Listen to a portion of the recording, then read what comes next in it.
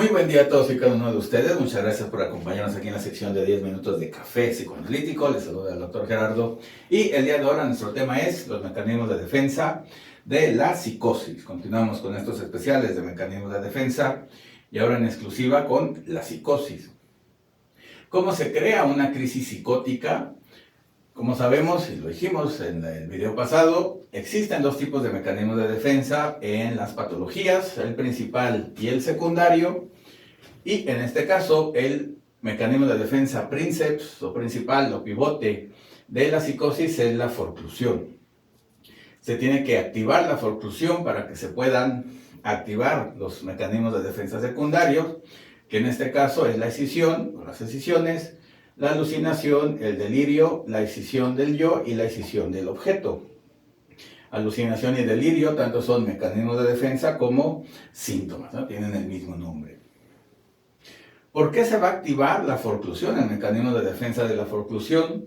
Por un trauma. Un trauma psíquico activa la forclusión en la persona psicótica, con estructura psicótica, por supuesto, para poderle quitar la angustia, pero como los mecanismos de defensa en la psicopatología no la quita, sino que la aumenta, entonces la forclusión, tanto el mecanismo de defensa princeps y el secundario, van a aumentar la angustia en vez de quitarla. En la sanidad los mecanismos de defensa quitan la angustia, pero en la psicopatología los mecanismos de defensa aumentan la angustia. Y bueno, antes de la forclusión, en esta persona con estructura psicótica, la represión funcionaba bien, pero llega el evento traumático y lo que hace es ser sustituida por la forclusión. En su nombre completo, forclusión del nombre del padre, que el nombre del padre tiene que ver con la castración, con la ley, con el buen funcionamiento del psiquismo. A fin de cuentas, con la represión. Entonces se pierde el nombre del padre en la crisis psicótica y se va a activar la forclusión. Entonces la forclusión es, les decía, la expulsión completa del objeto traumático de la psique.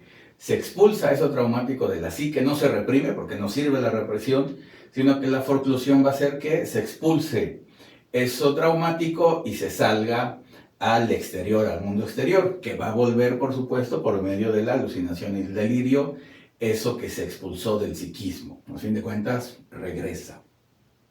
Entonces, si se activa la forclusión, los mecanismos de defensa secundarios también se van a activar. Va a aparecer el mecanismo de defensa de la escisión, va a crear múltiples escisiones, se va a escindir todo, el psiquismo.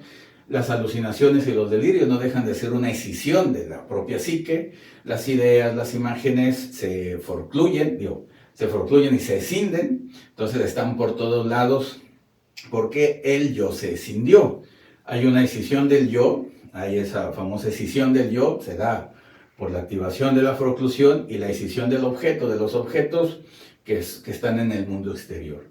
Esta escisión del yo y esta escisión del objeto van a hacer que se pierda el sentido de la realidad, el juicio de la realidad. Es lo que activa la pérdida de la realidad en el paciente psicótico, la escisión del yo y la escisión del objeto, la escisión del yo y del mundo exterior. Ya no se va a poder distinguir bien lo que es realidad y fantasía, por lo mismo de que se activaron los mecanismos de defensa de escisión del yo y escisión del objeto.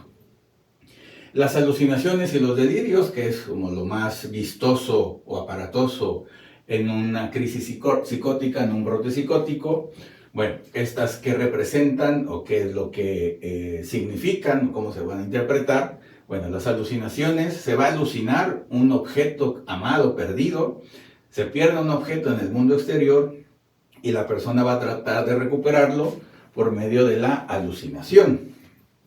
Y como bien sabemos, existen 5 tipos de alucinaciones, ya que se alucina con los 5 sentidos. Entonces hay alucinaciones de vista, de olfato, de tacto, de gusto y de oído. Las famosas voces de los pacientes psicóticos es búsqueda de esa voz amada que se perdió, de esa voz de la persona querida, del objeto amado, y por eso mismo se va a alucinar la voz de esa persona que debería de estar ahí y que no está por alguna razón, quizás del trauma de la muerte, quizás del trauma de la pérdida, y por eso mismo es que se va a alucinar.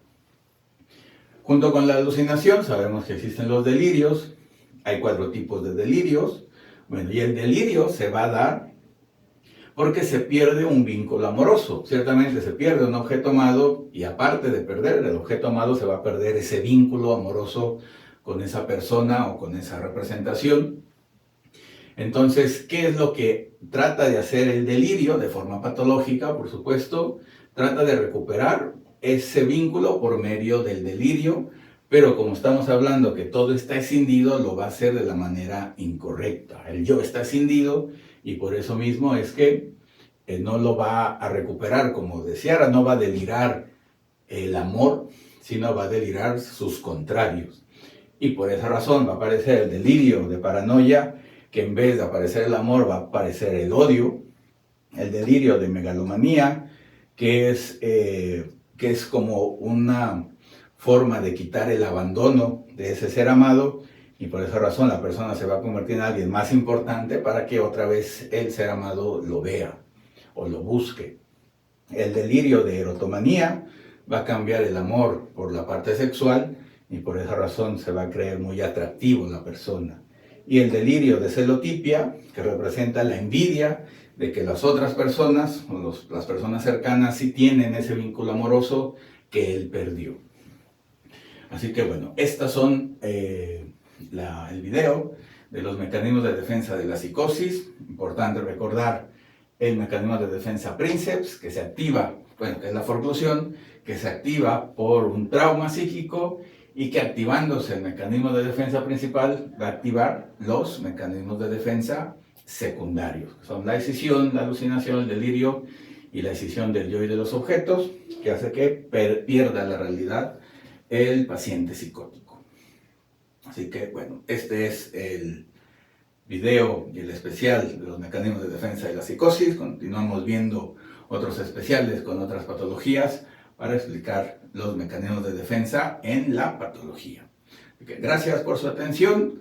Les pedimos que se suscriban a la página, le pongan like, lo compartan para llegar a más personas, crezca la comunidad y haya más personas que les guste el psicoanálisis y la psicopatología y los mecanismos de defensa.